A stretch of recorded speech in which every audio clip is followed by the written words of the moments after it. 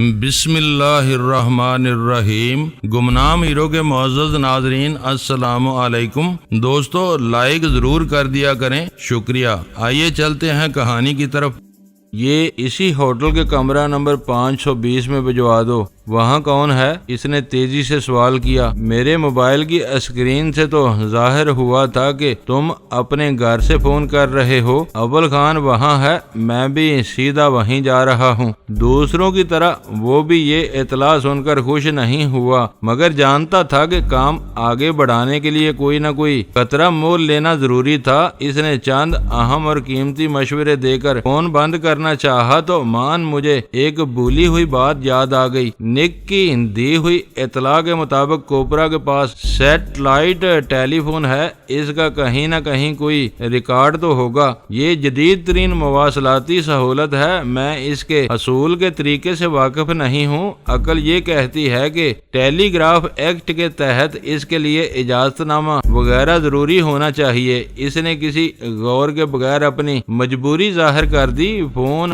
غیر قانونی ہے تو بات دوسری ہے، اس پہلو کو بھی دیکھو۔ میں نے اسے تاکید کی، یہ قانون شکن لوگ ہیں، شاید فون کا کوئی ریکارڈ نہ مل سکے، لیکن ہم کو ان پر ہر طرف سے یلغار کرنا ہوگی، تب کہیں سے کامیابی کی کوئی کرن نمودار ہونے کی امید پیدا ہو سکے گی۔ جلال سے گفتگو ختم ہو گئی اور میں چائے کی طرف متوجہ ہو گیا۔ ابرار شاید پیشہ ور باورچی نہ ہو، لیکن اس نے چائے بہت لذیذ بنائی تھی۔ میں نے اپنی طویل رفاقت میں ایک بات خاص طور سے محسوس کی تھی کہ ایس ٹی ایف کے سپاہیوں سے افسروں تک میں بد دلی یا بیزاری کا نام و نشان تک نہیں پایا جاتا تھا۔ جس کو جو کام سونپ دیا جاتا تھا وہ اسے دل و جان سے پورا کرنا اپنا فرض تصور کرتا تھا۔ ابرار نے بھی اسے جذبے سے سرشار ہو کر چائے بنائی تھی۔ مجھے خوشی تھی کہ ایک طویل مدت کے بعد غزالہ اور ویرا کو گھر کے کاموں کے لیے اچھا مددگار مل گیا تھا اور گھر کی حفاظت کے لیے دو بے خوف محافظ بھی ہاتھ آ گئے تھے۔ گاڑی کی گھر پر بھی ضرورت رہتی تھی۔ سلطان شاہ نے مجھے مین روڈ پر چھوڑا اور میں ٹیکسی سے ہوٹل کی طرف روانہ ہو گیا۔ جہانگیر بستر میں لیٹا ایک کتاب پڑھنے کی کوشش کر رہا تھا۔ اس ضمن میں وہ صرف کوشش ہی کر سکتا تھا، کیونکہ تعلیم مکمل کرنے کے بعد اسے کبھی لکھنے پڑھنے سے شغف نہیں رہا تھا۔ کھلی ہوئی کتاب اپنے سینے پر لگائے وہ کن اکھیوں سے بار بار سلمہ کی طرف دیکھ رہا تھا، جو کافی دیر سے سنگار میز کے سامنے مصروف تھی۔ کیا بات ہے، اتنا بند سنور کر کہاں جانے کی تیاری ہو رہی ہے؟ آخر کار اس سے رہا نہ گیا اور وہ بول ہی پڑا، تم کتاب پڑھ رہے ہو یا میری نگرانی کر رہے ہو؟ سلمہ نے مڑے بغیر اس کے عکس پر توجہ مرکوز کر دی جو آئینے میں نمایاں تھا۔ دونوں کام کر رہا ہوں۔ عورتوں کو کھلی چھوٹ دے دی جائے تو وہ آسانی سے بگڑ جاتی ہیں، ان کی نگرانی کرنی پڑتی ہے۔ میرے علاوہ اور کتنی عورتیں ہیں تمہاری؟ سلمہ نے جال بن کر پوچھا۔ ہائے، کیا پوچھ لیا؟ اجازت 4 کی ہے، مگر مقدر میں شاید 1 سے زیادہ نہیں ہے۔ تم اکیلی 10 پر باری ہو۔ وہ تو کہو کہ کوئی عورت تم کو گھاس ہی نہیں ڈالتی، ورنہ تم تو ہر ایک پر منہ مارنے کے لیے تلے بیٹھے رہتے ہو۔ سلمہ نے ہنس کر کہا۔ ہنسی مذاق کے موڈ میں جہانگیر نشتر کے گاؤں بھی ہنس بول کر سہ لیتا تھا۔ کشیدگی کی فضا میں وہ سلمہ کی ذرا سی لغزش بھی نظر انداز نہیں کرتا تھا۔ میں نے کس پر منہ مار دیا جو تم یوں تانے دے رہی ہو؟ جہانگیر نے کتاب بند کر کے ایک طرف ڈال دی۔ یہ نہ سمجھو کہ میں کچھ نہیں دیکھتی، بس ٹوک کر تمہیں شرمندہ نہیں کرتی، ورنہ ہر بات میری نظروں میں ہے۔ کئی مرتبہ تم ماسی پر ڈورے ڈالنے کی کوشش کر چکے ہو۔ وہ شریف عورت ہے، سر جھکا کر اپنا کام کرتی ہے اور چلی جاتی ہے۔ ماسی کیا، تمہیں تو میرے مقابلے میں کتے اور کمینے بھی شریف نظر آتے ہیں۔ آخر ہو نا اپنی عزت دار ماموں عظمت کی بھانجی، بس اتر آئے اپنی بے سروپا باتوں پر۔ سچ تو تم سے برداشت ہی نہیں ہوتا۔ اچھا سچ سچ بتانا کہ کیا تم نے تیل والی لڑکی کے ہاتھ میں چٹکی نہیں لی تھی؟ شوہر کی کمزوریاں گنوانے کے چکر میں سلمہ کچھ دیر کے لیے اپنا بناؤ سنگار بھی بھول گئی۔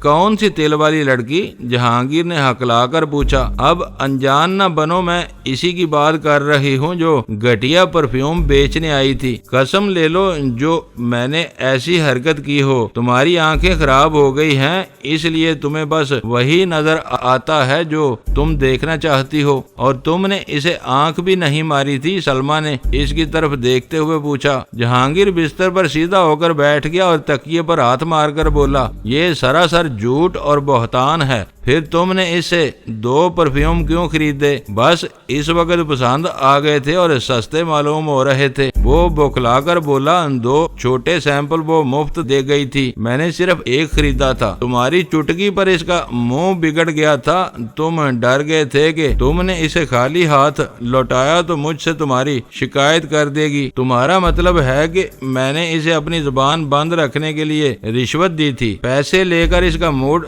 بالکل بدل گیا تھا۔ سلمہ بولی، اس کے بعد اس نے ڈینی کی بات نکالی تھی، تمہاری حرکتوں کی وجہ سے اس کا حوصلہ کھل گیا تھا۔ ڈینی بتا رہا تھا کہ وہ بدماش تھی، یہاں کسی اور چکر میں آئی تھی۔ ہاں مجھے سب معلوم ہے۔ ڈینی تمہیں لڑکی کی طرف سے ہوشیار نہ کرتا تو تم اسے ڈھونڈنے کے لیے نکل گئے ہوتے۔ اب تم کسے ڈھونڈنے جا رہی ہو؟ جہانگیر نے زہریلے لہجے میں پوچھا۔ تمہارے عظمت ماموں تو لاہور کی جیل میں سڑ رہے ہیں، یہاں کون رکھا ہے تمہارا؟ میں اپنے نہیں تمہارے کام سے جا رہی ہوں۔ سلمہ آنکھیں نچا کے بولی، بوتل میں 4 بوندیں رہ گئی ہیں، رات کو پھر چلانا شروع کر دو گے۔ اوہ، یہ بات تمہیں پہلے ہی بتا دینی چاہیے تھی۔ جہانگیر کا لہجہ یکایک نرم پڑ گیا۔ اب تو میں نے بہت کم کر دی ہے، لیٹر کی بوتل 2 روز چلتی ہے، آدمی کو پینے کے لیے اتنی سی بھی نہ ملے تو پھر اسے گھر بار چھوڑ کر بن باس لے لینا چاہیے۔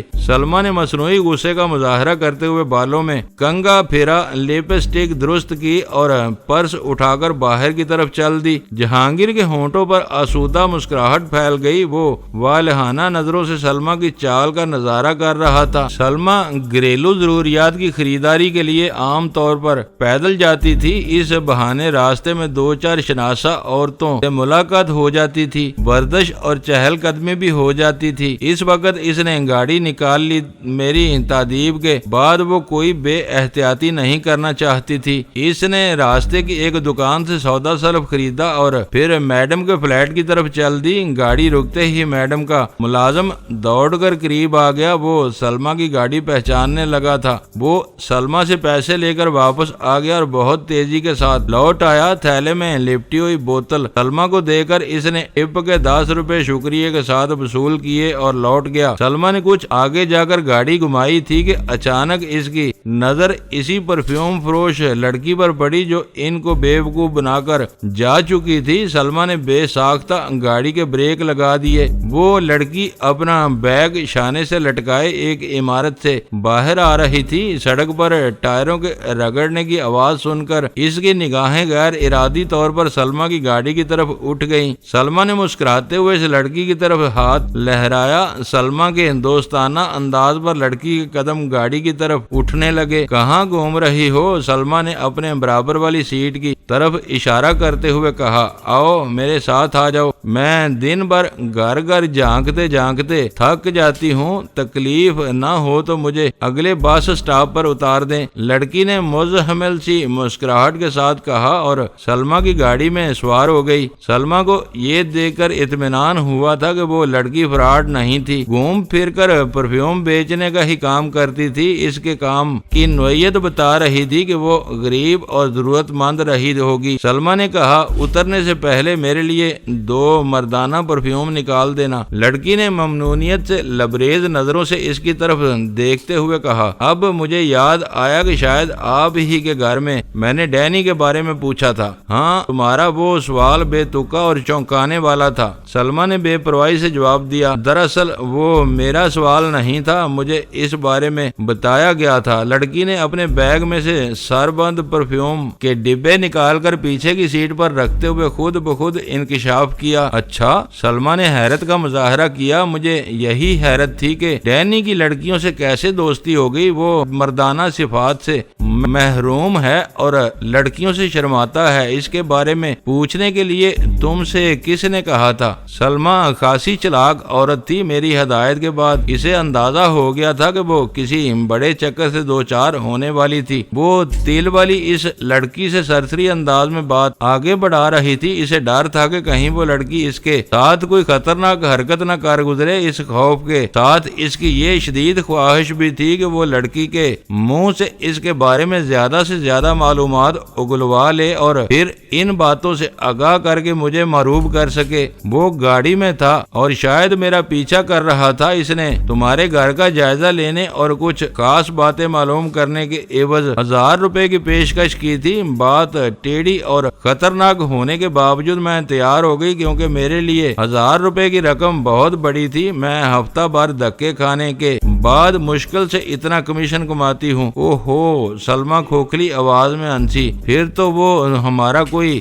دوست ہوگا جو ہمارے ساتھ ڈینی کو بھی جانتا ہوگا۔ اس نے مذاق کیا ہوگا۔ حلیہ کیا تھا اس کا؟ پڑھا لکھا، شریف اور مالدار آدمی تھا۔ اس غریب لڑکی کے لیے وہ خواص زیادہ اہم تھے۔ گٹھے ہوئے بدن کا سانولا سا آدمی تھا۔ اس کے ماتھے پر کسی پرانی چوٹ کا بڑا سا نشان تھا۔ لڑکی رضاکارانہ طور پر تعاون کر رہی تھی۔ سلمہ نے گاڑی کی رفتار کم کر کے اپنے پرس سے 1000 روپے کا نوٹ نکالا اور لڑکی کی گود میں ڈال دیا۔ لڑکی نے بقیہ رقم لوٹانے کا ارادہ کیا ہی تھا کہ سلمہ بول پڑی، رہنے دو، یہ باقی پیسے تمہارے کام آئیں گے۔ میں آپ کی بہت زیادہ شکر گزار ہوں۔ اس آدمی سے بات کرتے ہوئے مجھے یہ بے فکری تھی کہ مجھے صرف بات کرنی تھی، آپ کے گھر یا گھر میں رہنے والوں کو کوئی نقصان نہیں پہنچانا تھا۔ لڑکی نے سلمہ کے بڑھتے ہوئے اخلاقی دباؤ کے نتیجے میں اپنی صفائی پیش کی۔ کوئی بات نہیں، اس میں تمہارا کوئی قصور نہیں ہے۔ سلمہ نے اسے دلاسا دیا۔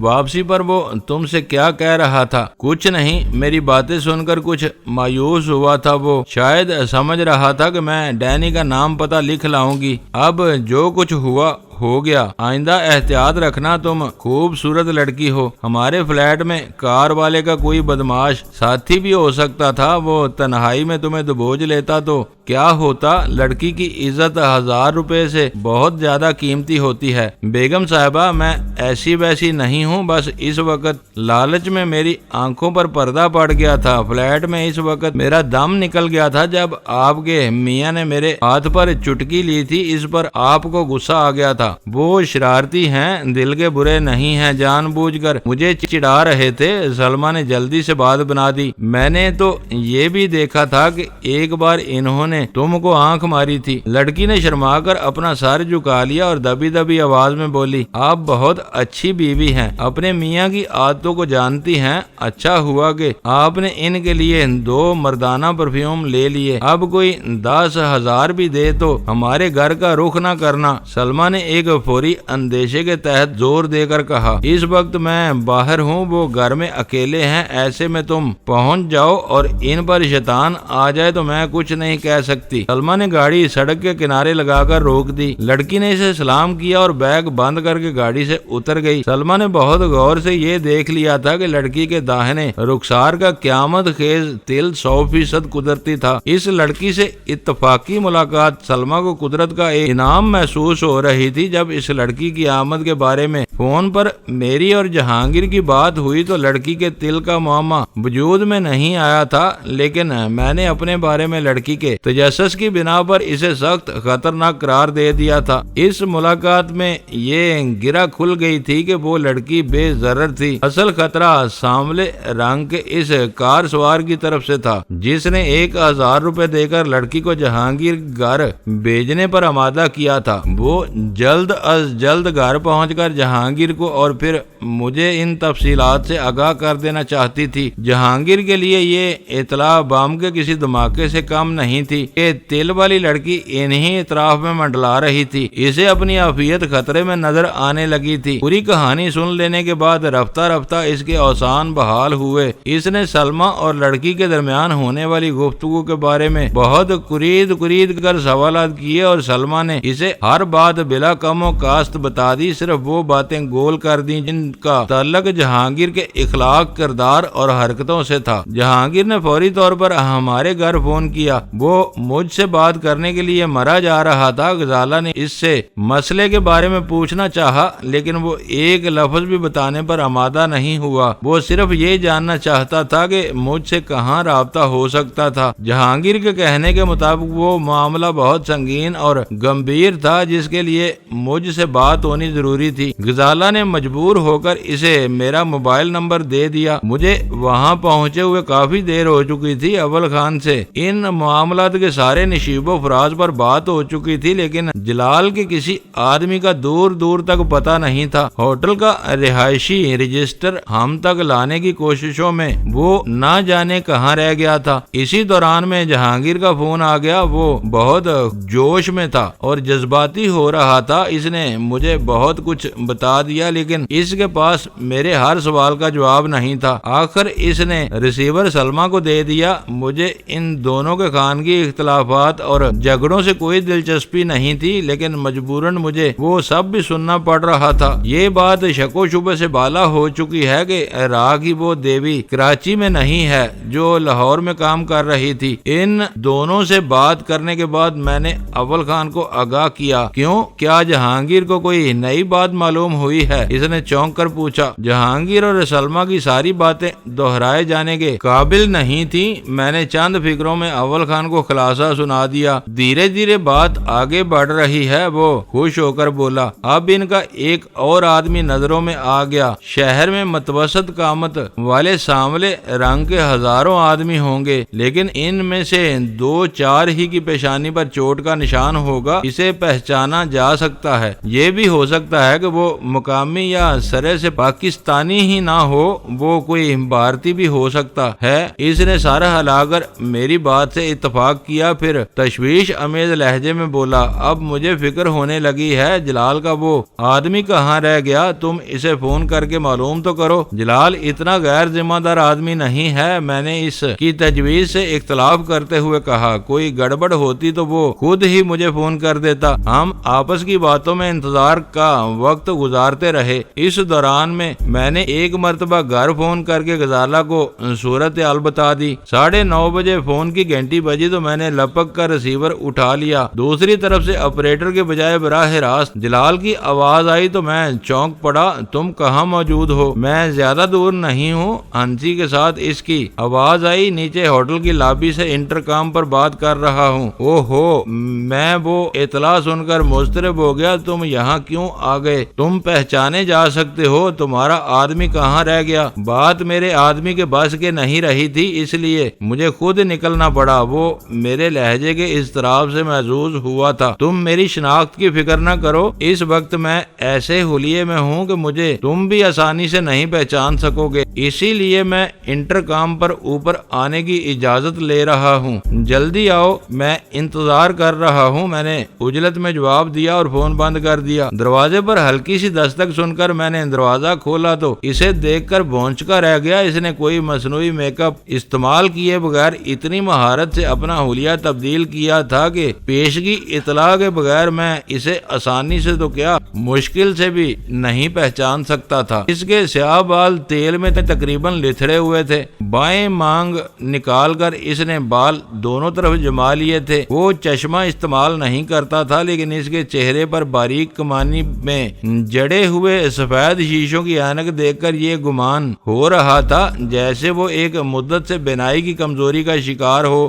بوسکی کے شیروانی، کالر کرتے اور لٹھے کے پجامے پر سیاہ واسکٹ نے رہی صحیح کسر پوری کر دی تھی۔ اس کے بدن پر صرف توند کی کمی تھی، ورنہ وہ پکا مارواڑی سیٹھ معلوم ہو رہا تھا۔ اس کے بائیں ہاتھ میں ایک ہلکا اور چپٹا سا چرمی بیگ جھول رہا تھا۔ میں نے دروازہ کھول کر اسے جلدی سے اندر بلایا اور دروازہ اندر سے مقفل کر لیا۔ شاندار! اول خان نے اسے دیکھتے ہی بے ساختہ نعرہ لگایا اور اسے اپنے سینے سے لگا لیا۔ تم بالکل بالکل بدلے ہوئے نظر آ رہے ہو۔ وہ جلال کے سامنے کچھ محتاط رہتا تھا اور اس سے کسی بھی قسم کی بے تکلفی کے مظاہرے سے گریز کرتا تھا، مگر اس وقت اسے بدلے ہوئے روپ میں دیکھ کر اپنی بے ساختہ مسرت کے اظہار پر قادر نہ رہ سکا۔ میرا یہاں دیکھا جانا ہمارے مشن کے مفاد میں نہیں تھا۔ یہاں سرکاری عہدے دار بھی آتے جاتے رہتے ہیں۔ کئی بار میں اس ہوٹل میں رک چکا ہوں، ڈر تھا کہ کوئی پہچان لے گا، اس لیے یہاں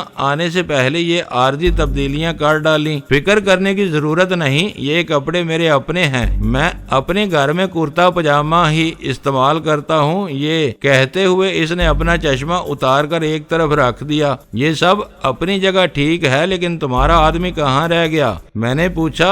اصل پروگرام تو اس کے آنے کا تھا، وہ یہاں آیا تھا اور ناکام رہا۔ وہ رجسٹرڈ DIG صاحب لے بیٹھے تھے، تم نے کیا کر لیا؟ تم بھی خالی ہاتھ آئے ہو۔ وہ رجسٹر خاصا ضخیم اور بڑا ہوتا ہے، میں نے بے تکلفی سے کہا۔ انہوں نے مجھے بھی ٹالنے کی کوشش کی تھی۔ میں رجسٹر کے 10 صفحات کی فوٹو کاپی لے آیا ہوں، اس نے خوشخبری سنائی۔ ویری گڈ، میں نے خوش ہو کر کہا، اتنے صفحات بھی کافی ہیں، کام بن جانا چاہیے۔ اس نے اپنا بیگ کھول کر طے کیے ہوئے کاغذ کا ایک پلندہ نکال کر میرے اور اول خان کے سامنے رکھ دیا۔ میں نے رجسٹر پر ایک سرسری نظر ڈالی تھی، مگر مجھے اس میں کام کی کوئی بات نہیں نظر آئی۔ اب تم اسے دیکھ ڈالو، شاید کہیں میری نظریں چوک گئی ہوں۔ رجسٹر کی ان تصویری نقول کی طرف متوجہ ہوتے ہوئے میں نے اسے سلمہ کے تجربے سے آگاہ کر دیا۔ اس نے اس واقعے کو زیادہ اہمیت نہیں دی، اس کی دانست میں دیوی والا قصہ پہلے ہی تمام ہو چکا تھا، اس پر مزید سر کھپانا فضول تھا۔ میں نے آخری صفحے سے رجسٹر کے اندراجات کو دیکھنا شروع کر دیا۔ ہوٹل میں 3 شفٹ کی ڈیوٹیوں کی وجہ سے تحریر میں فرق ضرور تھا، لیکن ہر شفٹ میں کیے جانے والے اندراجات یکساں تحریر میں تھے۔ میں آخری تاریخ سے پیچھے چلتا رہا۔ پچھلے روز کسی حشمت خان کی آمد کا اندراج بالکل مختلف تحریر میں تھا۔ رجسٹر کے مطابق وہ پچھلے دن شام 4 بجے آیا تھا اور بدستور ہوٹل کے کمرہ نمبر 310 میں مقیم تھا۔ میں پیچھے چلتا رہا۔ ان 10 صفحات میں 3 مرتبہ حشمت خان کی آمد کا اندراج تھا۔ تینوں مرتبہ شفٹ ڈیوٹی والے یا والی کے بجائے کسی اور نے اس کی آمد درج کی تھی، کیونکہ پوری شفٹ میں وہی ایک اندراج مختلف تحریر میں تھا۔ تینوں مرتبہ لکھی جانے والی مختلف تحریریں کسی ایک ہی شخص نے لکھی تھی۔ جلال میرے چہرے کے بدلتے ہوئے تاثرات سے اندازہ لگا رہا تھا کہ مجھے اپنی مشق میں کچھ کامیابی حاصل ہو رہی تھی، لیکن اس نے میری مصروفیت میں مخل ہونے کی کوشش نہیں کی۔ پچھلے 2 مواقع پر حشمت خان 1 اور 2 راتوں کے لیے ہوٹل میں رکا تھا۔ تیسرے اندراج کے مطابق وہ 1 رات بسر کرنے کے بعد اس وقت بھی کمرے پر متصرف تھا۔ میں نے وہ صفحات جلال کی طرف بڑھا دیے، کیونکہ اول خان میرے قریب کھڑا ہو کر ان کا مشاہدہ کر چکا تھا۔ کیا ملا؟ جلال نے کاغذات میرے ہاتھ سے لیتے ہوئے پوچھا۔ اس میں حشمت خان کی آمد کے اندراجات دیکھو۔ 7 دنوں میں وہ آج تیسری بار یہاں مقیم ہے۔ وہ VIP ہے، اس لیے اس کی آمد کے اندراجات کاؤنٹر پر ڈیوٹی کلرک نہیں کرتا، وہ کسی افسر کی ذمہ داری ہے۔ مجھے یقین ہے کہ یہ تحریر ارجن کمار کی ہوگی۔ جلال نے بہت دلچسپی سے پہلا صفحہ دیکھا اور پھر دیگر صفحات بھی دیکھتا چلا گیا۔ اس کے لیے کہیں بھی میرے مشاہدے سے اختلاف کی گنجائش نہیں تھی۔ آخری صفحہ دیکھ لینے کے بعد جلال ایک گہرا سانس لے کر سیدھا ہو گیا۔ صحیح معنوں میں تم دونوں کو IB یا ISI کے تفتیشی شعبے میں ہونا چاہیے تھا۔ برجستگی کے ساتھ یوں بال کی کھال نکالنا کسی عام آدمی کے بس کی بات نہیں ہے۔ گندی تحریروں میں پوشیدہ یہ فرق میری نظروں میں بھی نہیں آ سکا۔ میں بہت احتیاط سے پتہ چلاتا ہوں کہ حشمت خان والے اندراجات کس کی تحریر میں ہیں۔ یہ معاملہ اب بہت حساس اور نازک ہو چکا ہے۔ غالباً تم نے یہ دیکھ لیا ہوگا کہ وہ کل شام 4 بجے سے اب تک یہیں مقیم ہے۔ میں نے اسے یاد دلایا۔ اب مجھے اتنا گیا گزرا نہ سمجھو۔ اس نے مذاق میں ہنستے ہوئے گہری چوٹ کر ڈالی۔ اس کی موجودگی کی وجہ سے ہی میں نے اس معاملے کو نازک اور حساس قرار دیا ہے۔ اسے بھنک بھی مل گئی کہ ارجن کے قتل کے سلسلے میں اس کے بارے میں چھان بین کی جا رہی ہے، تو وہ اسی لمحے غائب ہو جائے گا۔ غائب ہو کر کہاں جائے گا؟ اول خان نے بے ساختہ پورے اعتماد سے کہا۔ رجسٹر میں اپنا فیصلہ آباد کا پتہ لکھوا کر وہ اپنی گردن پھنسوا چکا ہے۔ تم بعض اوقات بہت بولے بن جاتے ہو، میں نے خفیف سی مسکراہٹ کے ساتھ کہا۔ اگر وہ مشکوک آدمی نہیں ہے تو اسے بنک سے کوئی فرق نہیں پڑے گا۔ وہ ہوٹل میں رک کر ہر قانونی باز پرس کا سامنا کرے گا۔ وہ ہمارا مطلوب آدمی ہے تو ہم اسے ڈھونڈتے رہ جائیں گے۔ اس کا فیصلہ آباد کا پتہ بالکل غلط ثابت ہوگا۔ ہاں، یہ تم صحیح کہہ رہے ہو، وہ تفکر امیز انداز میں سر ہلا کر بولا۔ پھر تو اس کا نام بھی غلط ثابت ہو سکتا ہے۔ امکان یہی ہے۔ جلال نے کاغذات سمیٹ کر بیگ میں ڈالتے ہوئے اس کی بات کی توثیق کی۔ پھر ہر بات فراڈ اور غلط ہوگی۔ جلال یکا یک بہت عجلت میں نظر آنے لگا تھا۔ کاغذات سمیٹتے ہی وہ اٹھا اور کمرے سے نکلتا چلا گیا۔ جاتے ہوئے وہ اپنا چشمہ ساتھ لینا نہیں بھولا تھا۔ اب کیا ارادہ ہے؟ بیٹھ کر جلال کی واپسی کا انتظار کیا جائے؟ اول خان نے پوچھا۔ اپنے آدمی سے کہو کہ وہ نیچے لابی سے انٹرکام پر حشمت خان کے کمرے کا نمبر ملا کر دیکھے۔ میں نے اسے مشورہ دیا، وہاں سے کوئی جواب نہ ملا تو ٹھیک ہے، لیکن کسی نے فون اٹھا لیا تو وہ کیا کرے گا؟ اول خان کوئی قدم اٹھانے سے پہلے خود مطمئن ہونا چاہتا تھا۔ جواب ملنے کا مطلب ہوگا کہ حشمت خان شریف آدمی ہے، وہ اس سے کوئی بھی فرضی بات کر کے معذرت کے ساتھ فون بند کر دے۔ دوستو، ویڈیو کو لائک ضرور کر دیا کریں۔ ISI پاک آرمی زندہ باد، پاکستان پائندہ باد۔ معزز ناظرین، اپنا خیال رکھیے گا اور اپنے اس چینل کا بھی شکریہ۔